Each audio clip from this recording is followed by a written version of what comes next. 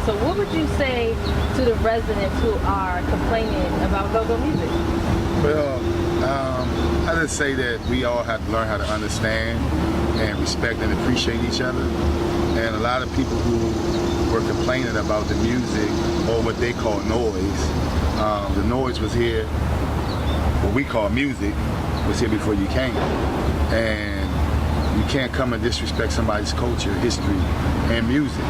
And I think it's a way that we all can get together and coexist if our hearts are really true to humanity and making sure everybody has a fair shot of living the life that they want to live.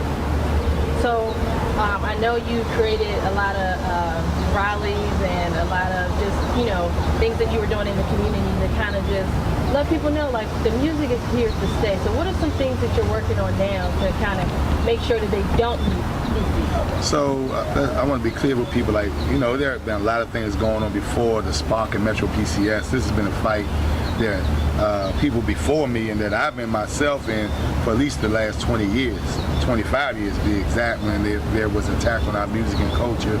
When the control board came to DC and they took our music out of schools, they started shutting down our clubs. So this has started before Don't Mute DC, but thank God that people came together and fought back, and we're at the position where we at now. And moving forward, the things that we're trying to do is institutionalize our culture and our music. And also, like, we have a conversation this coming Wednesday with the Humanities Council with Natalie Hopkinson, one of my partners, where we're trying to get people who just moved to the city to sit down with people who've been here, and we can have conversations so we can have understandings. Because a lot of times when people are naive, it's not intentional, but if you can get them to understand where you're coming from and you can understand where they're coming from, you can come to a middle ground and everybody can get along.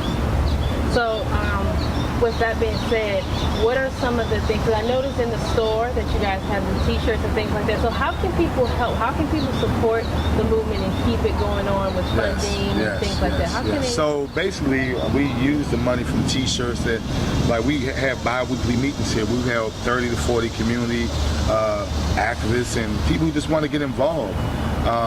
We're dealing with displacement, we're dealing with education and policy on various things that affect our communities, because it's all right to come and rally in the street, but if we're not taking that action and moving it forward to deal with policy and empower one another through economics, we're not doing anything. So, and hold each other accountable. So those are some of the things, and we would love for people to come to those meetings. And you can follow me on Instagram, on Ronald Moulton on Instagram, or you can follow Don't Mute DC and inboxes, and we'll get right back to you.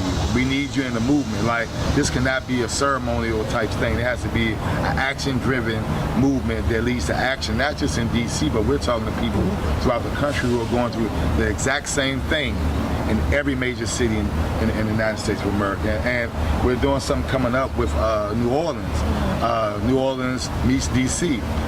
Don't Mute DC, New Orleans, Don't Mute DC, DC, because we're going through the same things. As far as culture, as far as displacement, as far as people coming in and telling, shut the music down that's been here before you got here. And we're having a conversation at Black Smithsonian, where we're going to have in the Oprah Winfrey Theater, we're going to have a discussion on gentrification, music and culture, and displacement.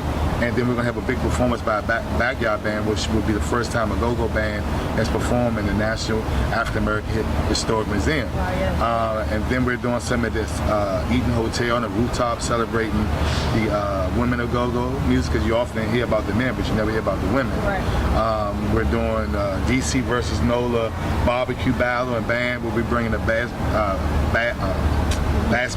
band from New Orleans.